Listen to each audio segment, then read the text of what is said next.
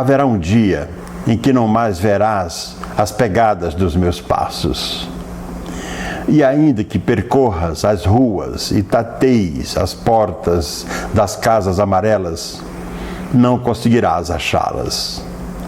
O tempo será como o vento que dobra a folhagem desse pasto. E perguntarás a ti mesma: haverá um coração que não sangre de dor?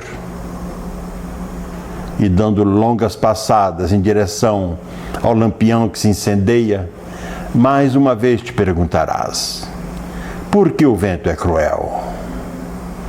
Será que deixei de alimentar o leopardo mágico para que desse o último sorriso da noite? Ou teria sido curto o meu último aceno?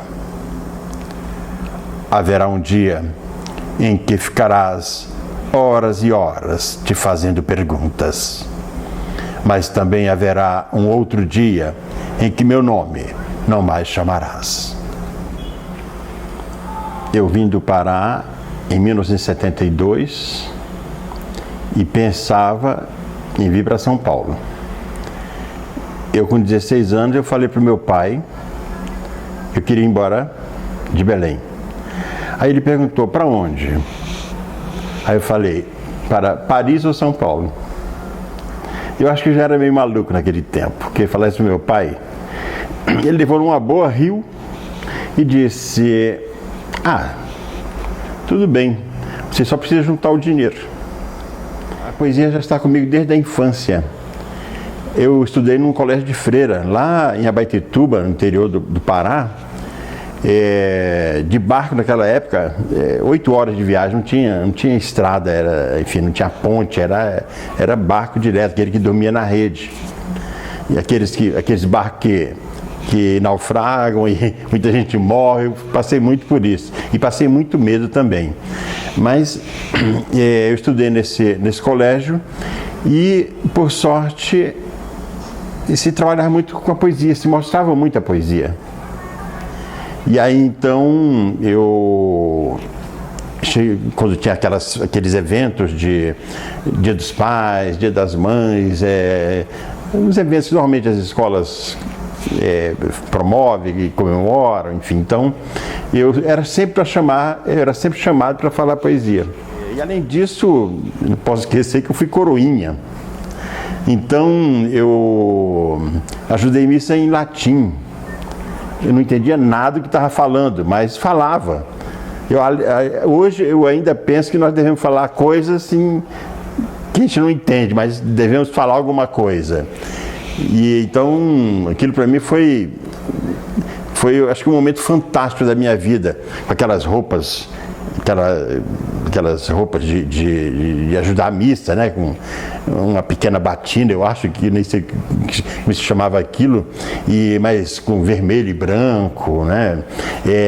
A igreja sempre cheia. Então, naquele tempo já tinha uma plateia, né? Vim para São Paulo em 1972 e acreditando que eu faria alguma coisa aqui. E aí comecei a me turmar com o pessoal, particularmente o pessoal de rua, né? Que eu gostava muito de falar poesia. Eu sempre tive essa tendência para decorar com facilidade os poemas. E não apenas meus, mas também de outros poetas, enfim. Então, isso sempre foi bastante notório isso na minha vida, a falação do poema. Houve um tempo em que fui cortador de cana. Eu fui o mais notável cortador de cana de toda a região do Rio das Pacas. Sobre mim, ouviam-se fantásticas histórias. Falavam dos sinos que embalavam meu coração e das minhas mãos, as quais chamavam patas de cavalo. Eu fui insuperável.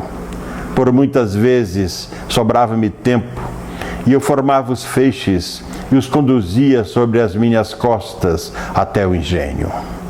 Ainda moço, recebi a mais alta incumbência do canavial, a de chefe dos cortadores de cana.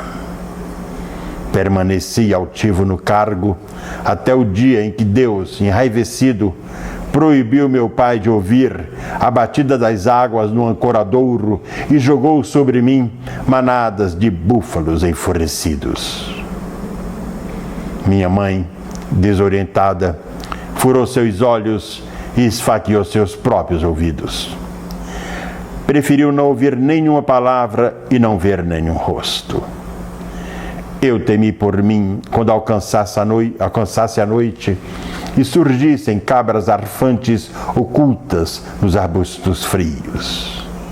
Minha pata de cavalo solvera-se na luz do dia e eu, naquele momento, era apenas um mortal à mercê da indevassável ira de Deus. Mas em 79, eu estava falando um poema em frente ao Teatro Municipal. E aí, tinha um senhor lá, de terno, enfim, assistindo. E aí, então, ele, depois que acabamos, né, eram vários poetas, ele veio falar comigo.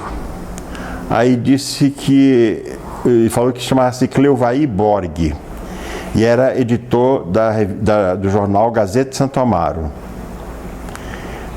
E ele falou perguntou se eu não queria publicar um livro. Aí, aliás, eu digo sempre que eu nasci com o rabo para a lua, porque como é que acontece um troço desse, né?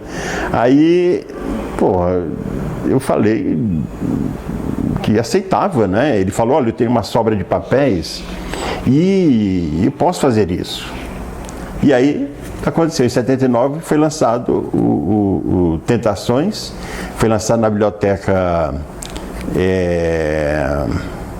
Kennedy, lá em Santo Amaro, no bairro de Santo Amaro, né, acho que é a segunda biblioteca aqui de São Paulo, depois da Mário de Andrade, eu acho que é ela. Mas eu sempre estive na rua, enfim, fiz parte de um grupo chamado Sarjeta. Só que Sarjeta com G, porque nós achávamos que era coisa, não nem para entender por que fazíamos isso, né? Sarjeta com G, por que com J? Né? Então, não, vamos colocar com G, tem que ser com G. E eu tenho até foto disso, nos reunimos atrás da biblioteca Mário de Andrade, fazíamos varal ali, e era bastante concorrido, ia bastante gente para ver o varal, porque naquele tempo a feira da Praça da República era muito visitada, né? Muitos turistas e as pessoas da cidade mesmo, né? Foi um período importantíssimo na minha vida, né? Na minha formação. Né? No final dos anos 70, ainda surgiu também o concurso de poesia falada da Revista Escrita, que para mim foi uma escola, né? E ampliei a relação de amigos, né? Porque eu não tenho parente aqui em São Paulo. Né? Eu vim com a minha mulher, uma filha de 1 ano. Por parte da minha mulher tem parentes, mas no meu não tem ninguém. Então, ficava andando atrás de amigos. Eu produzi durante muito tempo poema em sulfite, como que fala? Mandava rodar 1000 cópias de um poema numa folha de sulfite e saía vendendo. 2 poemas era uma passagem de ônibus, mais ou menos. Então, e aí com os livros da Escortece, eu andei muito interior de São Paulo, fui para o Rio, Belo Horizonte, Curitiba. Em 94, o Jorge Maltner me apresentou a editora Maltese. A editora Maltese já havia lançado o Jorge Maltner. E aí, ela então resolveu publicar o Primeiro Inferno, o Primeiro Inferno e Outros Poemas. Quando foi em 99, mais ou menos, a editora fechou, porque faleceram os dois editores, os donos. E aí então as esposas não tinham relação nenhuma com a editoração ou com a editora, e aí simplesmente fechou. E aí a Eunice Arruda, que era minha amiga assim, desde os anos 70, né? Ela estava organizando um livro para o Valdir Rocha. Então eu fui apresentado ao Valdir Rocha pela Eunice Arruda, e aí então participei daquele livro, não sei se foi em 1999, não lembro bem. E aí então ficamos grandes amigos, e ele começou a me publicar. Ele não é um editor, é um artista plástico, mas a amizade fez eu ter esse camarada, essa pessoa, publicando o meu trabalho. O Valdir me passou um título e eu teria que fazer um livro. Então o primeiro foi Passos da Paixão. Aí então não precisaria naturalmente ser um livro grande, enfim. E aí então todo final de mês eu entregava para ele. E foi um desafio muito grande, e para mim é um livro importantíssimo. Depois veio do Passo da Paixão o Pandora, Jó, Livro Obsceno, Filho Pródigo, Poemas Póstumos, Salomé, Quimeras, Purgatório, Cântico dos Cânticos. Então é minha criação em cima desses temas que me foram passados, né? Poucos foram os homens que me olharam quando eu passei carregando sobre as costas as 3 velhinhas mortas.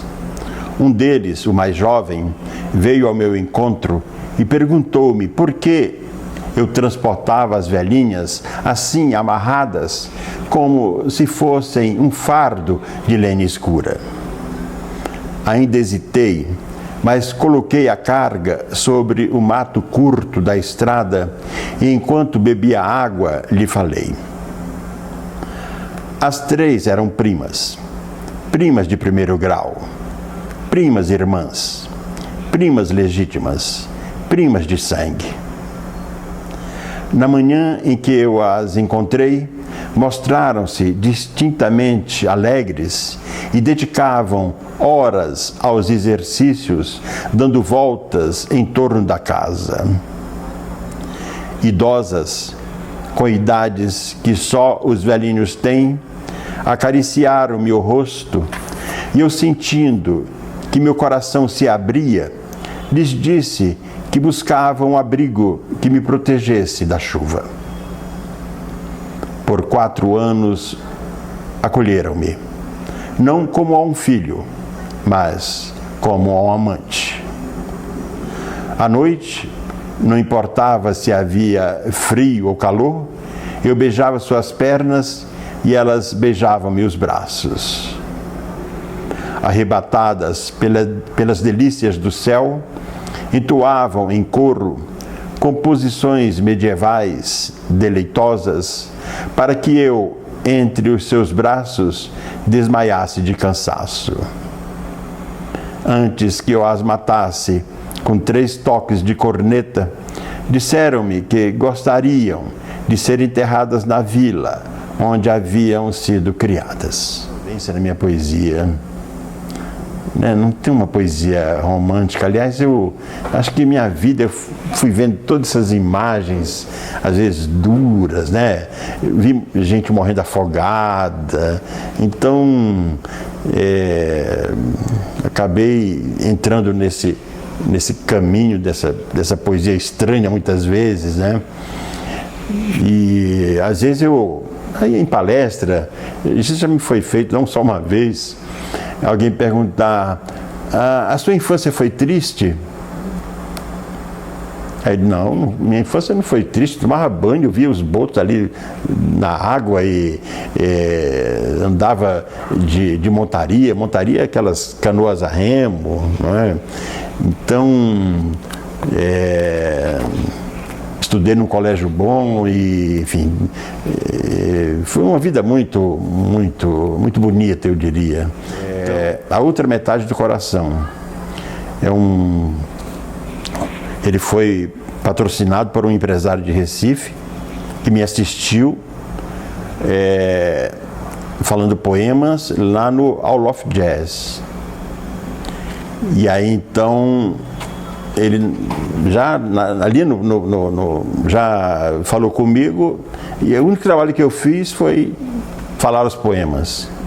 E depois foi criado depois da minha fala, da minha leitura, foi criada uma trilha sonora pelo Carlos Vial, que é um cantor lírico, já é falecido, cantor lírico do Teatro Municipal, professor também, formador de novos músicos, de novos cantores, enfim. Mas esse CD mesmo, ele chegou a ser devolvido. A capa é da Laura Cardoso Pereira, uma artista plástica de São Paulo, e eu dei acho que uns 20 exemplares para ela, não lembro bem, e ela pegou, deu de presente para uma vizinha. Aí no dia seguinte a vizinha devolveu o CD porque não podia ficar com ele em casa.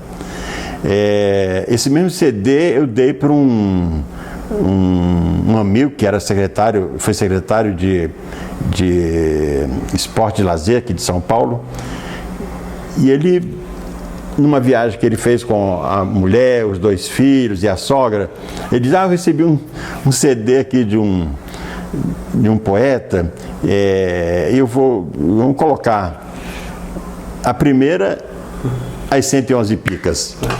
Aí ele pegou, imediatamente tirou o disco. Bom, tem muitas histórias, né, que te levaria horas aqui falar sobre o meu trabalho. Gente que já saiu de sala, gente já me pediu, já me orientou a pedir desculpa por uma palestra que eu fiz. Bom, tem muita. Mas tudo isso eu vou tocando barco, não posso ter essa preocupação. Eu escrevo, eu só sei escrever isso, não tenho outra coisa, eu não vou me enganar. Então, eu vou ler aqui um poema que eu passei 5 anos para fazer, porque ele veio de uma chacina que aconteceu em São Paulo,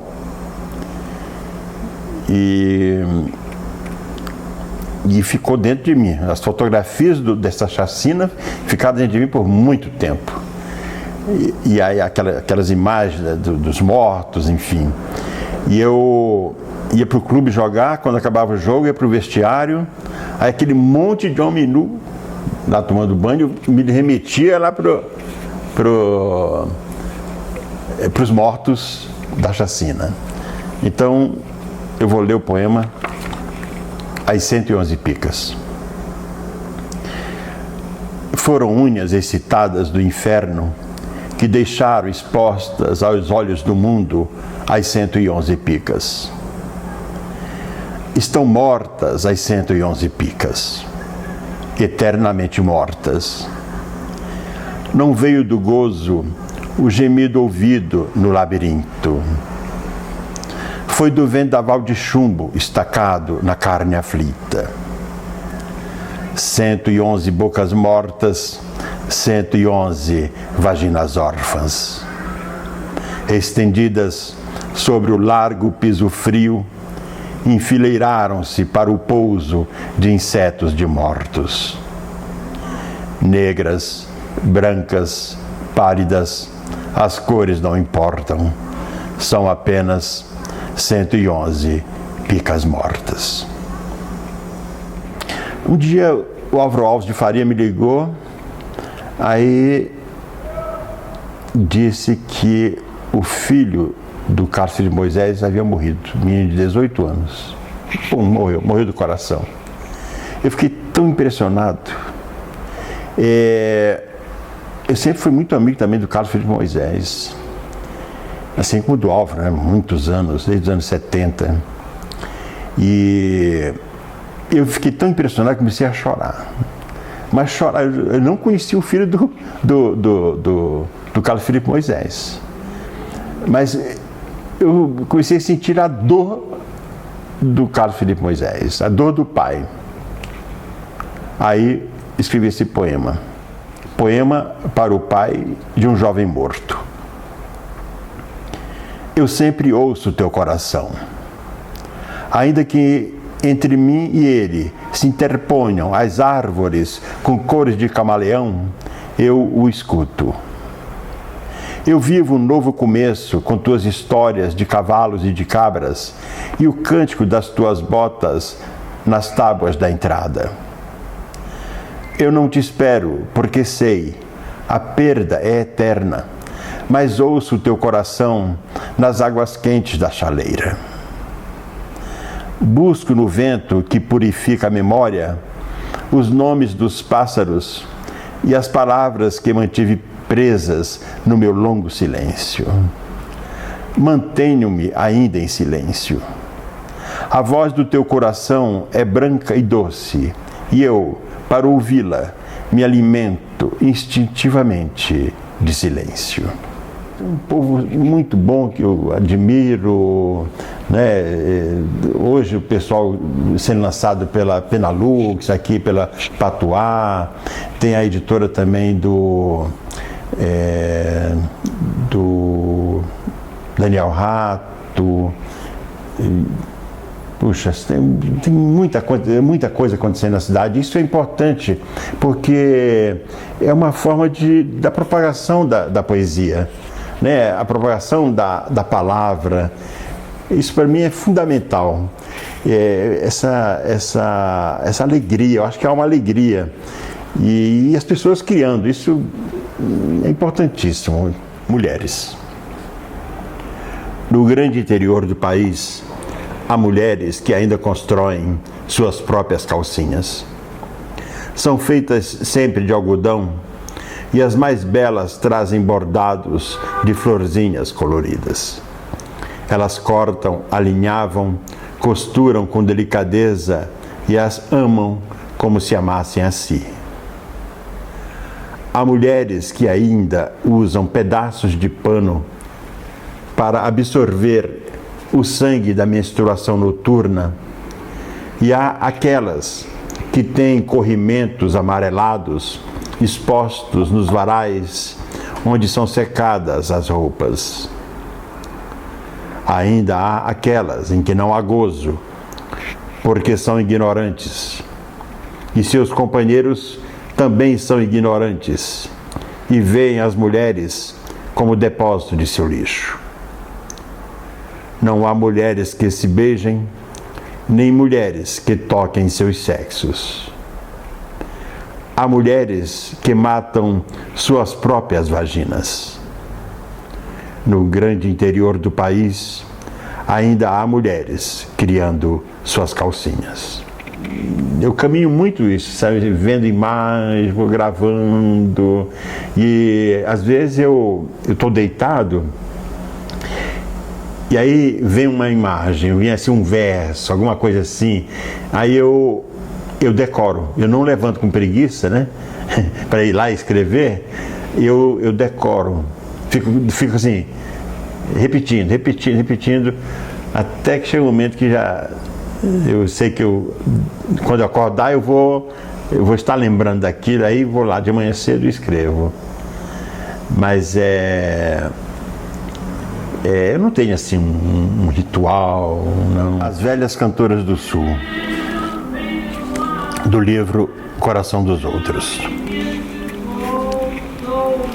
Elas caminhavam pela margem da grande estrada do sul, iam em direção a Louisiana. Queriam chegar a New Orleans, uma viagem longa, por onde passavam os moradores, os comerciantes, acenavam com pequenos saltos, curvavam-se como mostra de respeitosa reverência. Agora passavam pelas terras do Alabama. A noite estava quase chegando. O noticiário dizia que um vendaval se aproximava tanto do Alabama quanto de todo o estado do Mississippi. mesmo com as intempéries, continuavam. Já se sentia uma ventania forte. Fazia 15 dias que haviam saído das imediações de Atlanta, na Geórgia, mais precisamente da cidade de Lawrenceville. À noite descansavam algumas horas e antes que surgisse o sol, retomavam a caminhada. Elas estão velhas, diziam os homens. Elas estão velhas, já não cantam mais. As velhas senhoras cantoras do sul dos Estados Unidos da América estão morrendo. São 28 cantoras que caminham pela estrada. Elas querem cantar em New Orleans, querem cantar nas barcas do rio Mississippi e na liberdade do quarteirão francês. Elas querem dizer: não estamos morrendo. Nós somos netas de escravos que morreram aqui no sul. Nós pertencemos ao sul como o sul nos pertence. Aqui está guardado o nosso sangue. Ao contrário do que desejam os homens da Geórgia, a morte não queremos. Um dia nós chegaremos a Louisiana.